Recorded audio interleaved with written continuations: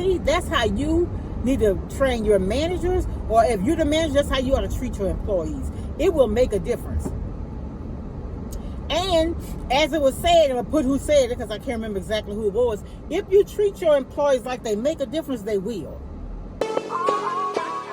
I've been to myself, just me lately. I don't need a lot. Yeah, I've been to myself, just me lately. I don't need a lot. I don't need a lot, no. Just me and the fam, few friends ain't playing. I don't speak a lot, and I can't stop. And I can't stop. Hey y'all, happy Tuesday. I think I came on here earlier, I can't remember. But anyway, I just want to tell y'all about something. So right now, I only have on lip gloss, some Clinique lip gloss. Let me show y'all my lips look like. Can y'all see right here? So when I was younger, we were at my grandmother's house. And it was me and some of my cousins, and they had we were playing with a tire. And I was just thinking about this. I had done a pickup at the store, so and I guess I should go in the store so I give my steps, but I didn't. But anyway, so y'all, grocery pickup saves me money, because when I go in the store, I pick up things. A lot of times it be stuff I don't need, but just because I'm in there, oh, let me go ahead and get this. So I'm trying to stop doing it. Like, I had done an order somewhere, I canceled the whole thing. I was like, I don't need all that. Let me see what I got at home. Let's make a dish for what we have at home. So I called my son. I said, look, go look in the refrigerator. Go look in the... I had him looking everywhere to make sure we had the stuff that we needed. So I'm making a Dorito casserole. Somebody was offended because I said Dorito Mexican casserole. I called it that because what it says. It's a good casserole. So if you're Mexican, I want your comment. Does it offend you if I say Dorito Mexican casserole? Because I think sometimes people just be tripping. But anyway, so what I want to tell y'all about is I want to show y'all that spot on my lip. When I wear lipstick, you know, you can't see it. But what happened is we were at my grandmother's house, and my cousin, he had a tie going round and around. And he was like, you ain't gonna be able, when that tie go around, you gonna, I said, I ain't gonna do nothing. And boom, next thing I know, I had burst my lip open. And I had to go to the emergency room. I don't know if they I can't remember. Do they stitch up your lips when it's bursting? I don't even remember. It's been so long. I was a kid. But, and I just thought about that. I got, epiphany. Listen. You got 2 ears, 1 mouth, so you should listen is more than you talk, right? And I have to keep telling myself that, because I noticed something. I remember taking a class, and I remember in this particular class, it was a woman. She had a comment on everything that was being said, and I sit back sometime, y'all, and I examine myself. Tell me if any of y'all do this. I sit back and I examine myself. And I think that sometimes I may talk too much. You know what I'm saying? We always want to talk about the things we're good in. But it's good to do an analysis of yourself. You good in some things, you bad in some things. What things can you change? What things can you make better? And so I realized sometimes I talk too much. That's why I thank God for whoever listens, because I can talk too much. I remember we had to go to a meeting, and after that meeting, I realized I talked too much. And I pray it didn't come off as conceited or know-it-all, because it's not that. But I mean, you know, if it did, there's no way I could change it. But I don't know. Sometimes, I remember one time we had a guy in a meeting. When we had these meetings, they would always be like, he asked a question, and everybody would be like, oh, there you go. But then once the person he asked the question to start answering, everybody's ears and eyes wide open. And so I remember at one of the meetings we were talking about competency testing. Like, you basically interview somebody, and the interview is a test.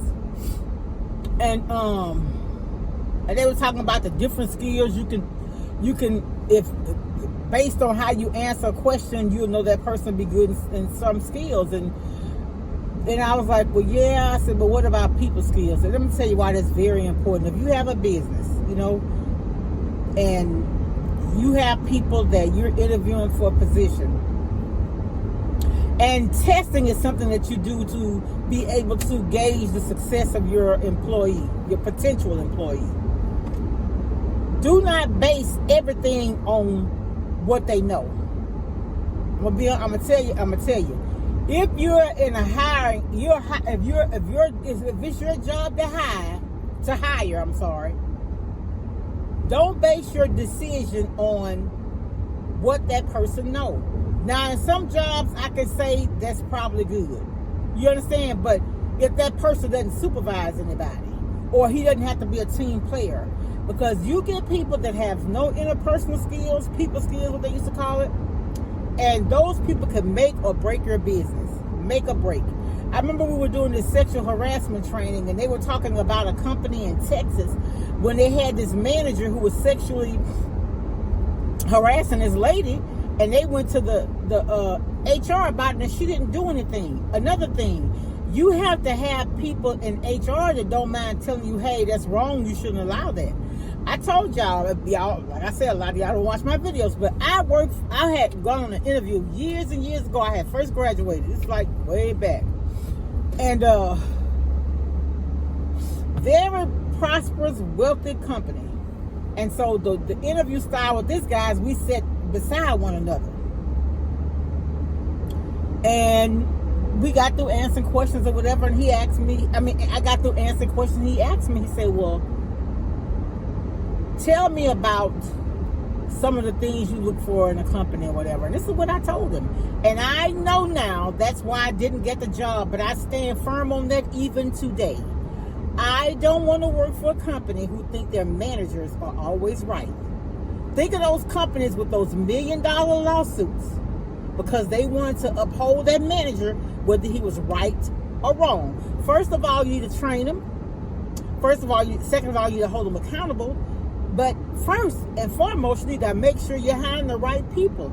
If you want a person to be a supervisor, there are certain traits they should have. You understand what I'm saying? Yes, I want my people to get the job done, but I want to have enough empathy and compassion to, if you just had death in your family, you can't come to work, or you've come back to work and you're not yourself, I got compassion for you.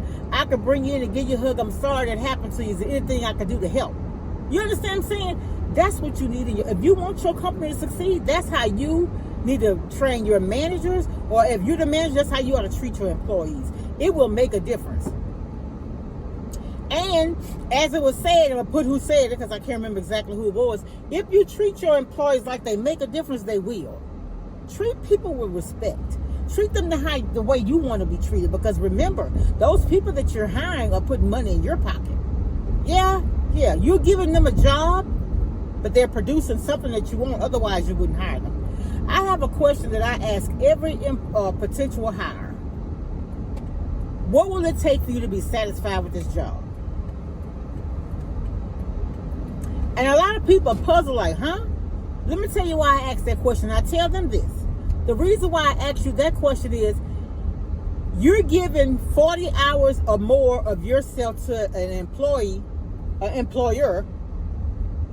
What are you expecting to get back in return? And you know, the biggest thing is people want to be respected. You understand what I'm saying? They want to be told, oh, you're doing a good job. And you know what? As people always say, it's money, money, money. Why do people leave the jobs that pay well? Think about it. Very influential companies and those who not have employees that quit. Treat people like they make a difference. And it's not my saying, I got it from somebody else. And they will. And they will. And they will. If you own a business and you have hiring people that can hire for, I'm telling you the truth. Treating people right gonna make a big difference in how successful you are. If you got a company and you mistreat your people, it's going to be a revolving door. That's why I remember taking this management class. So you know what that professor said? He said people don't leave businesses, they leave managers. They don't leave businesses, they leave managers. Your management staff is very, very important in the success of your business. Detrimental. And I'm going to tell you something. You know, a lot of companies have what they do, these visits, like, say for instance, your business, and say for instance, you're the regional director or regional manager, and you tell the company, you tell your subordinates, look, we're going to be making visits to your store this week. Right? Don't give them a week notice, give them a month notice. Sometime this month we'll be traveling. You know why I say do that? Because my mom raised us, if you keep your house clean every day, you don't have to grab a broom or mop when company comes. And I would say that all the time when I worked in retail. Keep your house in order every day and things will run smoothly, whether you got visitors or not. Whether you have visitors or not. Because you know what? If it's your policy, you want your store to be clean every day, you tell them you're coming, do you think it's going to be the same amount of cleanliness that you see when you schedule a visit as opposed to when you don't? You understand what I'm saying? Are those managers that's walking around with you doing a visit, are they doing any walking around when you're gone? Or are they just showing up and bossing everybody around? I'm going to tell you this a minute ago. I had this store manager, and so one of the companies I worked at, we could get 60% of our salary and a bonus every year if your store make the sales and they get the satisfaction scores and stuff, customer satisfaction and all that. And they had this one store, and this particular store, they were bonus every quarter and every year, so his people got good money. And so I had to go down to the store because they had a new HR person. I went down, you know, to kind of train her a little bit. What's a trainer? And I went to him and I said, how are you able to make your sales, get your numbers? He said like that. He said, you know what I do? He said, every morning when I first come to work, when I'm working, he said, I go around to every department and work with each manager or whatever group is there for 5 minutes. You know, I guess maybe a little longer depending on what they have going on. But showing people that you care, if that's innate in you, I promise you're going to prosper in your life. When you do things right, you can expect prosperity. Like, I try to tell people this. If you live right, I worked retail for 13 years in one company and 3 years and 2 months in another. I never stole anything. I never underrun. You know how you act like you're scared and stuff? I never did any of that. I was always honest. Always. Even today, I sign purchase orders. Everything I get, I use for purposes intended. I never get things to bring to my house. I don't do that. But God knows, God sees, right?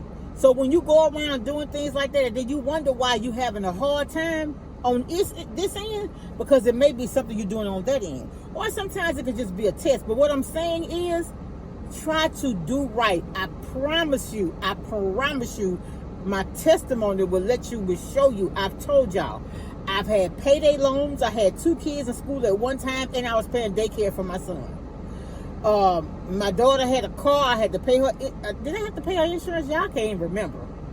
I bought my daughter's first car. I bought it from her college roommate because her family was a little well off, and so they had bought her a new car. My daughter got that car, and that car got her backwards and forwards to Southern University. But what I'm saying is, I didn't go around trying to beat nobody. I wasn't hooking and crooking. I was depending on God. If I borrowed the money from my mom, I paid her back. Any loan I had, I paid it off. I never filed bankrupt. Whatever I got, I owed. Whatever I owed, I paid it. You know, back when I was having a hard time, it may have been late, but I still paid it. And I'm telling y'all, today I can honestly tell you that my life is better. My finances are better. I had a financial blessing that testimony is something, my financial testimony is a testament to what God could do for you if you live right and trust Him. And I haven't shared it yet. I did with my Sunday school class. I did share it with them, but I really hadn't said very much about it, and I shared it with later today. But I could just tell you that I didn't give all the particulars, but I want y'all to know prayer works, living for God works, being kind, being compassionate. Y'all, it works. It works. It works. Just like I told y'all, I'm going to tell y'all again, happy Pride Month to those who are the LGBTQA or plus or whatever community. Listen, our command from God is to love. I don't engage. I'm not a part of the community. But I love you because God loves me and He commanded me to love you. You read your Bible, you know what the Bible says, right? But guess what? That's a sin, but a lot of the things we do are sins. That's why you pray for sins known and unknown, because we sin and we don't even know it. If you think of it and don't do it, it's still a sin because you think it, right? So yeah, nobody. This I take like I forget who it was said that take all kind of people to make a world, but love can make that world great. So love people. In spite of our differences, we're supposed to love. You may not agree, right? Right? The Bible may say that it's a sin, but it's a lot of sins that are being committed that are in the Bible. We sin every day. Nobody's perfect. Real say we sin from the pulpit to the back door. He said if we come in here sin free, if we have to be sin free to come to church, you might as well close the door. And close the door. That's true. That's what I'm saying. Love people. Love people. I have gay friends. I have gay family members. I love them. I hug them. I tell them I love them. God loves them. He does. Stop the hate, man. Love your people. It's so sad when you see men and families, they disown their kids because they're gay or they didn't marry somebody of a different race and all that. God is love. He's love.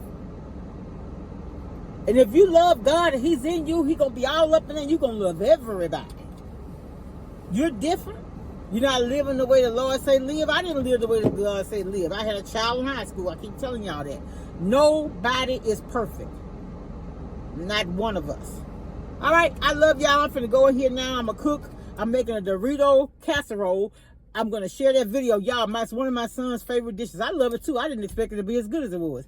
My cousin made it, and she made hers with chicken. And you know what? When I do the one with chicken, I'm going to actually share it with y'all. All right. Love y'all. Be blessed. Talk to y'all later. Bye.